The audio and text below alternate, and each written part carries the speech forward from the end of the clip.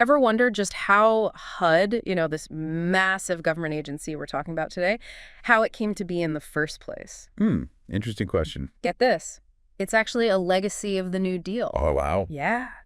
Rooted in that time when, the government took a very hands-on approach to social and economic problems. It's true. Back in the 1930s, the focus was really on tackling those slums, Yeah, right? right. And then, of course, creating jobs during the Great Depression. That's what led to, like, the creation of HUD's earliest ancestor. So from slum eradication to, well, everything it seems HUD does today, how'd we get here? Right. Our source, this policy document outlining a conservative approach to HUD reform, it actually calls it mission creep. Yeah, and this document, it digs deep, right? It looks at how, over time, HUD's mandate just kind of expanded. Okay. With each new piece of legislation, it got bigger and bigger. Give me an example. Okay, so take the Housing Act of 1949, right? Okay. It wasn't just about clearing slums anymore. It established this national goal of decent housing for all Americans, it said. That's a huge shift in scope. Okay, so from a very specific problem to this, like, much broader goal. And I'm guessing that kind of set the stage for even more programs, even more responsibilities under HUD. Absolutely. Disaster recovery, homelessness assistance, fair housing enforcement. It all falls under HUD's umbrella now. And that's where this conservative argument for reform comes in. Exactly. Because they would argue that maybe HUD's gotten too big, too unfocused. Exactly. This excerpt, it reads almost like an X-ray of HUD's, like inner workings, listing all these offices, programs, positions, really highlighting the sheer scale of this department, which, for some, screams bureaucracy. It's like they took one of those organizational charts and, like, blew it up to room size. Yeah. But even for someone like me who, I nerd out on this stuff, and even for me it's overwhelming, what are some of the key offices they highlight? So two that really stand out, particularly in terms of their power and influence within HUD, are the Office of Fair Housing and Equal Opportunity. We'll call it FHEO for short. Okay. And then the Office of Inspector General, or OIG. Now, I know you've got to break these down for me, and probably for our listeners too. Right, of course. Starting with FHEO. So FHEO, it's all about ensuring equal access to housing. Right. Regardless of race, religion, national origin, you name it. And they've got teeth, these guys. They enforce major laws like Title VI of the Civil Rights Act. Mm-hmm. They investigate discrimination complaints. They can even take legal action if they have to. Wow, that's some serious authority. And the OIG, they're like the Internal Affairs Division of HUD, right? Precisely. They operate independently, conducting audits, investigations, Right. Basically making sure everything's above board. No waste, fraud, or abuse. Got it. Think of them as the guardians of taxpayer dollars. Essential in any government agency, but especially one as large and influential as HUD. But getting back to this idea of reform, how does this document propose to actually change things? Okay, so they take a kind of a two-pronged approach. Yep. So first, they talk about immediate administrative actions, things a new administration could do right away. Gotcha. And then they outline these larger, more long-term policy goals. Okay, let's start with the immediate stuff. What are they looking to shake up right out of the gate? One of the biggest moves would be shifting power away from career bureaucrats and more towards political appointees. Interesting. So think of it as like aligning HUD's leadership more closely with the administration's specific vision. Right? Yeah, okay. They even talk about using the senior executive service to bring in people who are already on board with the reform agenda. So it's about putting people in key positions who, share their ideology. But it goes beyond that, right? It's about changing how HUD operates at, like, a fundamental level. You got it. The document calls for, like, a total review of all sub-regulatory guidance. Again, that is. Basically, they're looking for any rules or interpretations made by previous administrations that they might want to undo, especially those seen as pushing a more progressive agenda. So less about creating new rules and more about hitting the undo button on existing ones. Give me an example. What kind of policies are they targeting with this? Well, they specifically call out the Biden administration's property appraisal and valuation equity policies, or PAVE policies. Right. They see those as prime examples of government overreach. Okay, I vaguely remember those being in the news. Yeah. Remind me. What were the PAV policies supposed to do? They were framed as a way to, address racial bias in home appraisals. The idea was to require more training for appraisers, encourage more diversity in the profession, that sort of thing. Okay. But this document, though, it argues that these policies actually undermine the integrity of the appraisal process and could even backfire. create new biases, they say. So it's a fundamental disagreement over the intent and the potential impact of these policies. Is this a recurring theme in the document? Seeing things done by previous administrations as problematic. Absolutely. And it's not just limited to things like appraisal policies. They also take aim at climate change initiatives within HUD, which, aligns with a broader conservative skepticism about the role of government in, addressing climate change. Right. And then, of course, there's the, how do I put it? The elephant in the room when it comes to HUD public housing. This document doesn't shy away from that debate, does it? Not at all. Yeah. In fact, they kind of dive headfirst into the deep end of the pool on that one. Because even if you support the idea of, like, a safety net, you can still have very different views on how that safety net should be structured, right? Exactly. And this document really leans into the idea that the current system, while, well-intentioned, Sure. might actually be holding people back, Mm-hmm. disincentivizing work and upward mobility. It's a complicated issue, right? Because on one hand, you want to make sure people have a roof over their heads, but on the other hand, you don't want to create a system that traps people in a cycle of poverty. That's the heart of the debate. And this document comes down firmly on the side of self-sufficiency. They argue that, current programs, they can create a disincentive to work, which they see as detrimental in the long run. And their solution to that is? Okay, so they propose strengthening work requirements for those receiving assistance. Okay. Maybe limiting the time households are eligible for benefits. Yeah.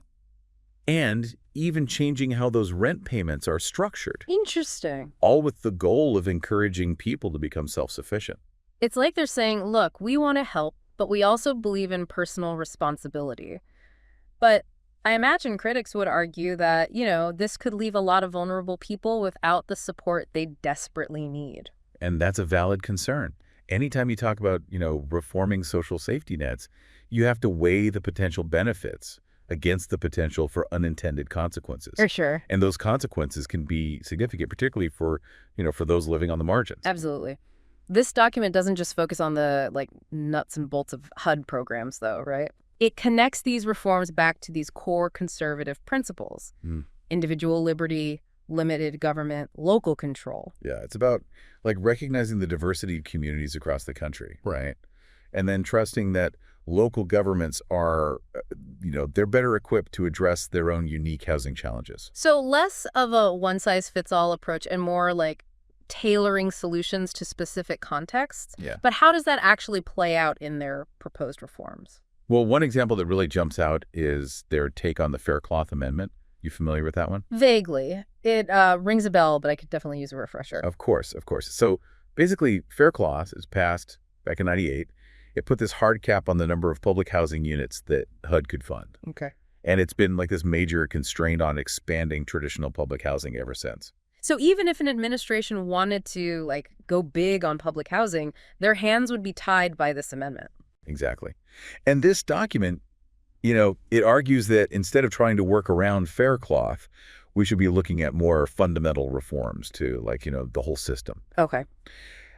Potentially even phasing out the traditional public housing model altogether. Whoa, hold up. Phasing it out entirely. That's a pretty radical idea. What would they even replace it with? Their answer, and it's a popular one in conservative circles, is housing choice vouchers. Okay.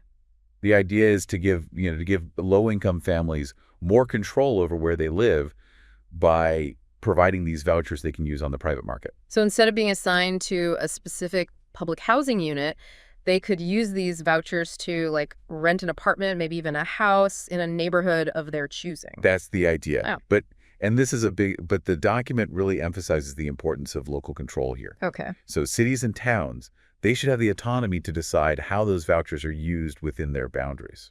So a city could say, we're on board with vouchers, but we want to set some ground rules.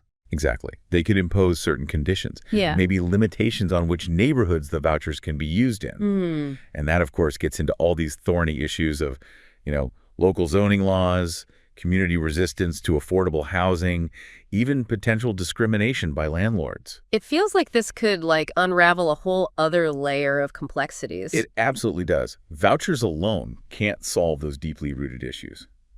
But the document sees them as this key step towards a more market-based approach to affordable housing. Because the thinking is that private markets are inherently more efficient than these like big government programs. That's the argument. They Yeah. believe that moving away from this direct government provision of housing will, create more competition, Right. empower tenants, and potentially lead to like a more efficient use of resources.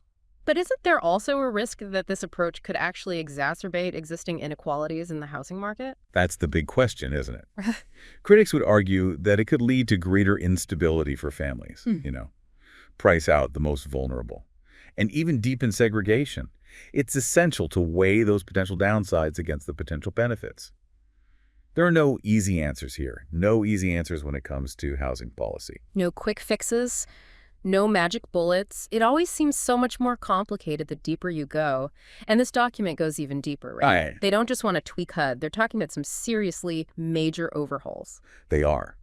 And one of the most radical ideas they float is the possibility of completely dismantling HUD. Wait, what? Dismantling HUD entirely? Like it's just like gone, kaput. Explain this one to me. How would that even work? It's a bold proposition, no doubt about it. So the document suggests redistributing HUD's current functions to other federal agencies. Okay. For example, maybe you transfer those loan guarantee programs over to the Small Business Administration. Cha. Or maybe you move Indian housing programs to the Department of the Interior, things like that. So basically breaking up HUD's like portfolio and trying to find natural fits within those existing agencies. Exactly.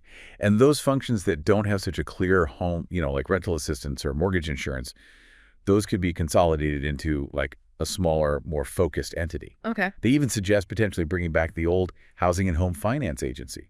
So instead of this one massive department, we'd have a more like fragmented system with all these different agencies responsible for different aspects of housing policy. Precisely. Their argument is that this would lead to less bureaucracy, a more targeted approach, and ultimately a more efficient use of taxpayer dollars. But wouldn't that also risk creating like more chaos and confusion? I mean, imagine trying to navigate that as just like a regular person, let alone as someone who like works in housing policy. It would definitely be a massive undertaking. There's no question about it.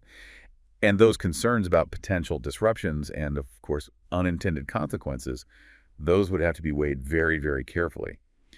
Dismantling a cabinet-level department like HUD, I mean, that would be a monumental task. It feels like we're talking about like a seismic shift, not just in how the government functions, but also in how we think about the government's role in addressing housing issues.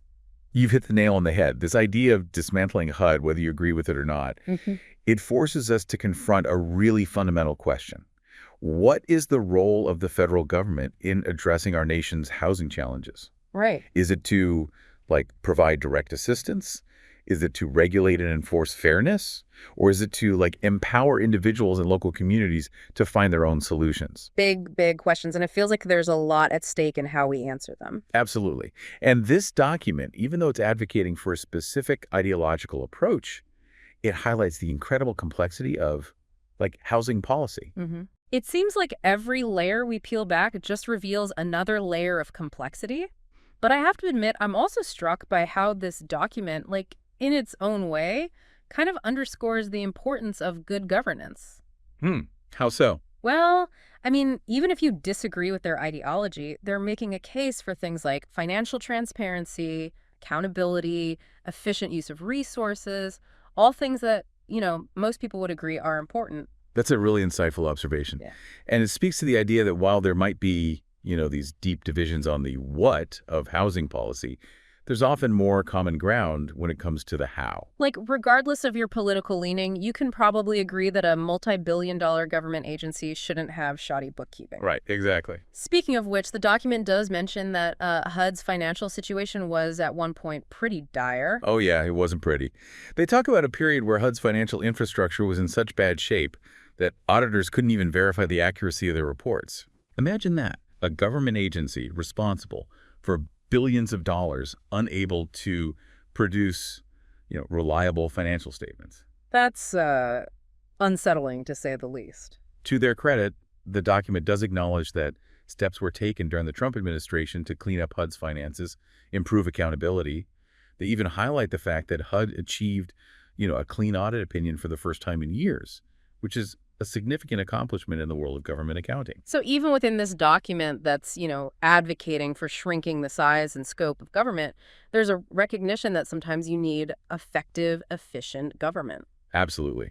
And that emphasis on financial transparency and accountability, I mean, that's something you see across the political spectrum. Yeah. Because ultimately, it's about being responsible stewards of taxpayer dollars, regardless of how those dollars are being spent.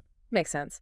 But, even with those efforts to, clean up HUD's finances, this document still argues that there's a lot of fat that could be trimmed, a lot of redundancy that could be eliminated. Right. They see a lot of inefficiency, overlap with other agencies, programs that, they believe are ineffective or no longer necessary. It's like they're saying, even if we're going to have a HUD, it needs to be like a leaner, meaner HUD. Exactly. They're looking for ways to streamline operations, reduce waste, and ultimately, what they would argue, deliver better results for the American people. It all comes back to that core question of, what role do we want the government to play in our lives, doesn't it? It always does. And whether you agree with their proposed solutions or not, this document forces us to grapple with some really fundamental questions about housing, about government, and about the kind of society we want to live in. Because ultimately, those are questions we all have a stake in.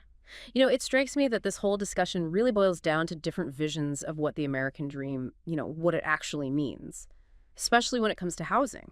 Yeah, you've hit on a key point there. This document, it connects HUD reform to this deeply ingrained idea of the American dream, but with a particular emphasis on homeownership. Okay. They see it as being kind of eroded by what they view as these misguided government policies. So instead of focusing on things like public housing, they would argue that the government should be doing more to help people achieve that dream of owning their own home. Exactly. They advocate for policies that promote private home ownership. Things like, tax incentives for home renovation, or maybe even relaxing zoning laws to make it easier to build new homes, stuff like that. Which makes sense, I guess, considering their emphasis on individual responsibility and, limited government. But it also raises all these questions about fairness and equity, right? I mean, not everyone's starting from the same place, and homeownership has historically been a major driver of wealth inequality in this country. You're absolutely right. And that's where these seemingly separate policy areas like housing and economic inequality, they become almost impossible to really disentangle. Yeah. For example, how might these proposed reforms impact the racial wealth gap, considering that homeownership has historically been much more attainable for white families? These are questions that the document itself doesn't fully address, to be honest. It feels like, honestly, we've only just scratched the surface here of a much larger conversation. We've only just begun, really. And that's the thing about, these deep dives like this. They often raise more questions than answers. Which I have to say I kind of love. It's like opening one of those Russian nesting dolls only to find another doll inside, and then another and another. And that's the beauty of it. There's always more to learn, more to explore.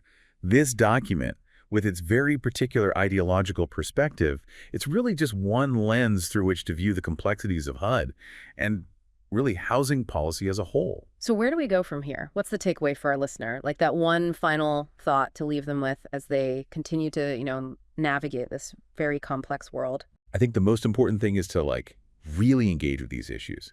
Even the ones that, that seem jaunting or maybe outside of our immediate day-to-day. Right. Don't just accept any one viewpoint at face value. Read critically, ask questions, consider the potential consequences, intended or unintended, of different policy choices. Because these aren't just abstract policy debates, right? They have real-world implications for people's lives, for the communities we live in, for the future of, the whole country. Exactly. And the more informed we are as citizens, the better equipped we'll be to engage in these conversations and really advocate for the kind of world we want to see. A world where hopefully everyone has a safe, affordable place to call home. Now, wouldn't that be something? That's a wrap on this deep dive into HUD. We hope you found it insightful, thought-provoking, and maybe even a little bit inspiring. Until next time, keep asking questions, keep learning, and keep diving deep.